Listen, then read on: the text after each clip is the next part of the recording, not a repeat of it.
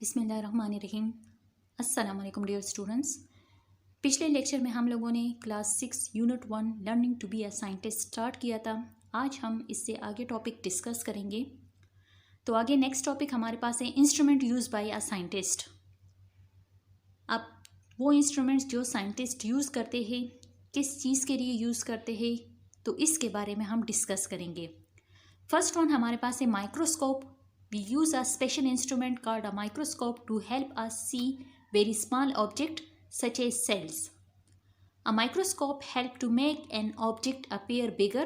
This is done with the help of many different lenses. अब microscope जो है, जैसे पिछले लेक्चर में भी मैंने आपसे डिस्कस किया था कि इसकी मदद से हम छोटी छोटी चीज़ें जो कि बिल्कुल हमें इस तरह बज़ाहिर नज़र नहीं आती है क्योंकि वो बहुत छोटी होती है, जिस तरह बैक्टीरिया है, सेल है। अब सेल किसे कहते हैं? सेल वो होता है जिससे तमाम लिविंग ऑर्गेनिज्म की बॉडी बनी होती है। इसको हम आसानी से माइक्रोस्कोप की मदद से देख सकते हैं। अब माइक्रोस्कोप में ऐसी कौन सी चीज़ होती है जिसकी मदद से हम छोटी छोटी चीज़ों को आसानी से क्लियरली देख सकते हैं? तो वो होती है हमारे पास लेंस। लेंसेस इसमें जो लगे होते हैं, इसकी मदद से ये एक चीज़ की ओरिजिनल साइज से भी जो साइज़ होती है वो बड़ी करके दिखाता है। जैसे हमारे पास अगर कोई लेंस जो है वो 10x का है, तो इसका मतलब ये है कि ये उस चीज़ को 10 टाइम बड़ा करके दिखाएगा। नेक्स्ट है balance. A balance is an instrument used for measuring the weight of a body. Weight is measured in grams. 1 kilogram equal to 1000 grams. जो बैलेंस होता है, यहाँ पर आप लोग को डिफरेंट टाइप्स के बैलेंस नज़र आ रहे हैं। इसकी मदद से हम किसी भी चीज़ का वेट आसानी से फाइंड कर सकते हैं। फॉर एग्जांपल, अगर हम लैब में कोई सोल्यूशन बना रहे हैं तो उस सोल्यूशन में हम मुख्तलिफ़ चीज़ें डालते हैं। उन मुख्तलिफ़ चीज़ों का वेट हम इस बैलेंस की मदद से आसानी से फाइंड कर सकते हैं। इस बैलेंस का इस्तेमाल जो है ना सिर्फ हम लोग लैब में करते हैं बल्कि मुख्तलिफ़ चीज़ों में, मुख्तलिफ़ कामों में हम इसका इस्तेमाल कर सकते हैं। जिस तरह से अगर हम दुकान में जाएं और वहाँ पर हम लोग चीनी वगैरह या कोई और चीज़ लेना चाहे तो दुकानदार वो चीज़ आपको वेट करके देता है कि आपको 1 किलोग्राम चाहिए, 2 किलोग्राम चाहिए। तो इस बैलेंस का इस्तेमाल सिर्फ लैब में नहीं होता बल्कि हम इसको आम रूटीन के डिफरेंट कामों में भी इस्तेमाल करते हैं। नेक्स्ट है हमारे पास measuring cylinder. Measuring is a cylinder is used to measure the volume of a liquid. Volume is measured in liters. 1 liter equal to 1000 milliliter. अब मेजरिंग सिलेंडर जो है ये हमारे पास किस चीज़ के लिए इस्तेमाल किया जाता है? ये इस्तेमाल किया जाता है किसी भी लिक्विड का वॉल्यूम फाइंड करने के लिए। अब यहाँ पर आपको पिक्चर में डिफरेंट साइज़ के सिलेंडर नज़र आ रहे हैं। इनको हम डिफरेंट एक्सपेरिमेंट्स में डिफरेंट पर्पसेस के लिए हम यूज़ करते हैं। फॉर एग्ज़ाम्पल, कोई सोल्यूशन हम बना रहे हैं तो हमारे पास उसमें हमें अगर वाटर जो है वो चाहिए तकरीबन 10 मिलीलीटर या वो हमें चाहिए 1 लीटर, तो इस सिलेंडर की मदद से हम आसानी से फाइंड कर सकते हैं, वो वॉल्यूम हम ले सकते हैं। नेक्स्ट है stopwatch. A stopwatch is use to measure time in hours, minutes and seconds. Stopwatch जो है इसकी मदद से हम टाइम फाइंड कर सकते हैं।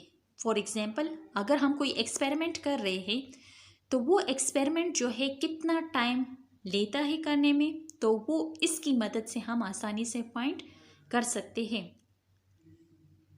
अब 1 hour equal to 60 minute, 1 minute equal to 60 second. हमें ये पता है कि 1 घंटे में 60 मिनट्स होते हैं और 1 मिनट में 60 सेकेंड्स होते हैं। तो इसी स्टॉप वॉच की मदद से हम सेकंड भी फाइंड कर सकते हैं, मिनट्स भी फाइंड कर सकते हैं। नेक्स्ट है metre rule. A metre rule is use to measure the length of an object.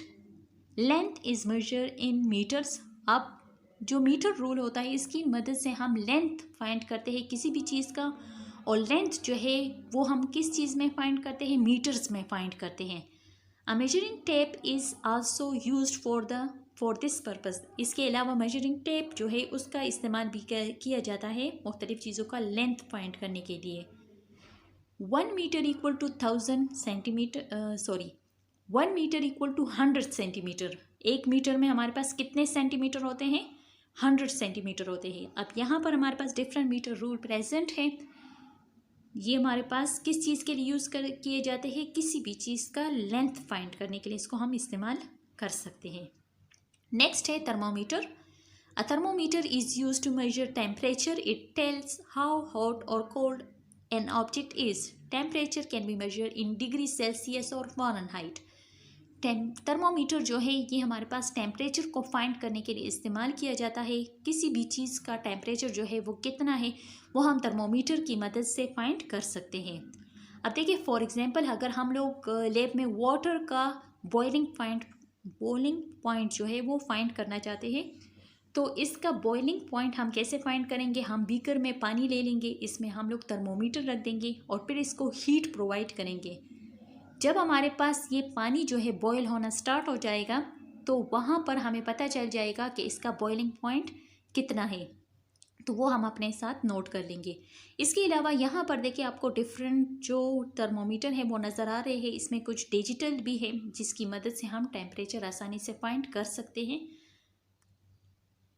Next है some more instruments found in the laboratory. अब लेबोरेटरी में हमारे पास कुछ और इंस्ट्रूमेंट्स भी प्रेजेंट होते हैं लाइक मेजरिंग सिलेंडर। ये तो हम डिस्कस कर चुके हैं कि ये वॉल्यूम को फाइंड करते हैं। मेजरिंग फ्लास्क है, इसको भी हम वॉल्यूम के लिए और डिफरेंट पर्पसेस के लिए यूज़ करते हैं। पिपेट है, पिपेट को यूज़ किया जाता है किसी भी सॉल्यूशन को जब हम लोग उसके ड्रॉप्स हमें चाहिए होते हैं, सॉल्यूशन ज़्यादा क्वांटिटी में नहीं चाहिए तो पिपेट को हम आसानी से यूज़ कर सकते हैं। इसके अलावा एक सॉल्यूशन को हम एक जगह से दूसरी जगह यानी एक बीकर से दूसरी बीकर में डालना चाहते हैं तो वो भी हम लोग इस पिपेट के ज़रिए कर सकते हैं। नेक्स्ट है ब्यूरिट। ब्यूरिट को आमतौर पर हमारे पास ज़्यादातर केमिस्ट्री के एक्सपेरिमेंट्स में यूज़ किया जाता है। इसको मेनली यूज़ किया जाता है टाइट्रेशन के लिए। हम इसको जो है इसके अंदर जो सॉल्यूशन होता है उसको हम दूसरे फ्लास्क में या बीकर वगैरह में या दूसरे सॉल्यूशन के साथ मिक्स करने के लिए हम इसको यूज़ कर सकते हैं। इसके अलावा हमारे पास है vernier caliper and micrometer caliper. इनको यूज़ किया जाता है छोटी छोटी चीज़ों का डायमीटर फाइंड करने के लिए, लेंथ फाइंड करने के लिए यूज़ किया जाता है। अब जो हमारे पास धागा होता है तो उसका डायमीटर जो है वो मीटर रूल के ज़रिए हम फाइंड नहीं कर सकते हैं, तो उसके लिए हम लोग वर्नियर कैलिपर या माइक्रोमीटर कैलिपर जिसको स्क्रू गेज भी कहा जाता है इसकी मदद से हम फाइंड कर सकते हैं। नेक्स्ट है a good laboratory should be design in such a way that it is well lit and it is convenient and easy to work in.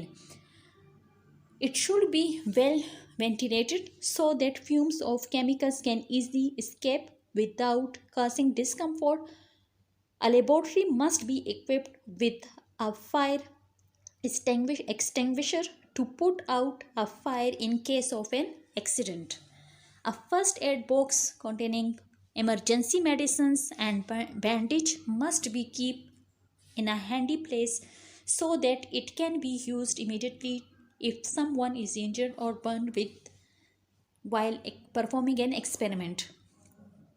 तो अब हमारे पास एक लेबोरेटरी जो है वो कैसी होनी चाहिए। एक लेबोरेटरी हमारे पास ऐसे डिज़ाइन होनी चाहिए जहाँ पर हमारे पास वेंटिलेशन सिस्टम जो है या वेंटिलेटेड सिस्टम जो है वो हमारे पास क्या हो, प्रॉपर हो, यानी फ्रेश एयर अंदर आ सके और जो केमिकल के फ्यूम्स वगैरह होते हैं या गैसेस वगैरह जो हमारे पास होते हैं तो वो आसानी से बाहर जा सके, या हार्मफुल गैसेस वगैरह जो है वो आसानी से बाहर जा सके ताकि लैब में काम करने वालों को कोई तकलीफ़ ना हो। इसके अलावा हमारे पास जो लेबोरेटरी होती है इसमें हमारे पास कुछ ऐसी इंस्ट्रूमेंट्स प्रेजेंट होने चाहिए जो कि अगर आग वगैरह लग जाए तो उस आग को वो कंट्रोल कर सके। इसके अलावा हमारे पास फर्स्ट एड बॉक्स प्रेजेंट होना चाहिए जिसमें मुख्तलिफ मेडिसिन्स प्रेजेंट होते हैं या बैंडेज वगैरह प्रेजेंट होते हैं। अगर कोई एक्सपेरिमेंट कर रहा है और उसको एक्सपेरिमेंट के दौरान कट लग जाए या हाथ जल जाए तो उसका उसी टाइम जो है वो इलाज किया जा सके ताकि उसको ज़्यादा नुकसान ना हो। लेबोरेटरी में हमारे पास ज़्यादा एहतियात की जाती है क्योंकि हमारे पास वहाँ पर ऐसे हार्मफुल चीज़ें प्रेजेंट होती हैं, मतलब केमिकल्स प्रेजेंट होते हैं, वो यूज़ के लिए ही होते हैं लेकिन उसके साथ एहतियात बहुत ज़रूरी होती है। नेक्स्ट है safety rules for using a laboratory. अब लेबोरेटरी को यूज़ करते वक्त जो है हमें कौन से रूल्स फॉलो करने चाहिए। फर्स्ट वन है do not touch anything without your teacher permission. अपने टीचर की परमिशन के बगैर किसी चीज़ को हाथ नहीं लगाना है।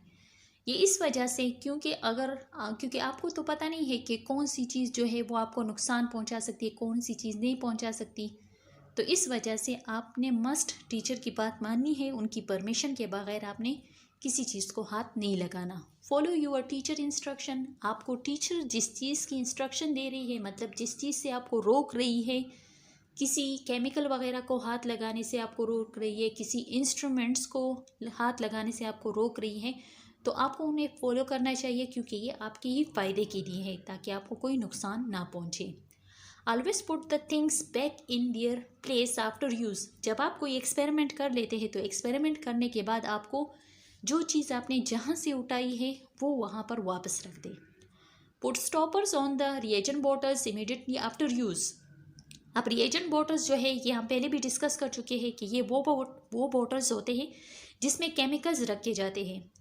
तो उनके केमिकल्स को यूज़ करने के बाद आपने रिएजेंट बॉटल्स को सही टाइटली बंद करना है, ताकि ये केमिकल्स ज़ाया ना हो या किसी पर ना गिर जाए। Report all the damage to the person in charge of the laboratory. अगर कोई चीज़ जो है वो आपसे टूट जाए या कोई चीज़ आपसे ख़राब हो जाए, तो उस चीज़ को छुपाए मत, बल्कि अपने लैब इंचार्ज को उसी टाइम इन्फॉर्म करें, ताकि वो इस डैमेज चीज़ को सही कर सके, दोबारा से वो इसको रिपेयर करवा सके। Wash your hand thoroughly after performing an experiment. जब आप एक्सपेरिमेंट कर लें, किसी किस्म का भी एक्सपेरिमेंट, चाहे आप बायो का कर रहे हैं, केमिस्ट्री का कर रहे हैं, फिजिक्स का कर रहे हैं, जिस चीज़ का भी आप एक्सपेरिमेंट कर रहे हैं, तो एक्सपेरिमेंट करने के बाद आपने मस्ट हाथ धोने हैं। Do not throw solid in the drains और इन द सिंक। आपने सिंक में जो है कोई ऐसी सॉलिड चीज़ नहीं डालनी जिसकी वजह से वो बंद हो जाए। अगर वो बंद होगा तो जाहिर सी बात है वहाँ पर मसले हो सकते हैं, पानी का जो बहाव है वो बंद हो सकता है, पानी वहाँ रुक सकता है। Always work carefully. हमेशा एहतियात से काम करना चाहिए, ताकि ना आपको नुकसान पहुँचे और ना लैब में मौजूद डिफरेंट ऑपरेटर्स को नुकसान पहुँचे। Do not eat, drink, shout, play और throw anything at anyone. Lab में जो है, लेबॉर्ट्री में कभी भी आपको ना खाने की परमिशन होती है, ना किसी चीज़ को पीने की परमिशन होती है, क्योंकि वहाँ पर हमारे पास अक्सर एक्सपेरिमेंट के दौरान कुछ पॉइजनस गैसेस वगैरह जो है वो इमिट होते रहते हैं, जिसकी वजह से वहाँ का जो एटमॉस्फेयर होता है उसमें कुछ हार्मफुल चीज़ें आ जाती हैं। तो वहाँ किसी चीज़ को आपने खाना नहीं है। शाउट प्ले यानी लेबॉर्ट्री में जो है वो शाउट या गेम वगैरह की जगह वो नहीं है, तो आपने वहाँ पर ना खेलना है, ना वहाँ शाउट करना है, और ना ही किसी एक दूसरे के ऊपर कोई चीज़ फेंकनी है। Thoroughly clean all the operators after use. आपने जो एक्सपेरिमेंट किया है, जो ऑपरेटर्स आपने यूज़ किए हैं, उन तमाम ऑपरेटर्स को आप लोगों ने यूज़ करने के बाद मस्ट क्लीन करना है, वॉश करना है।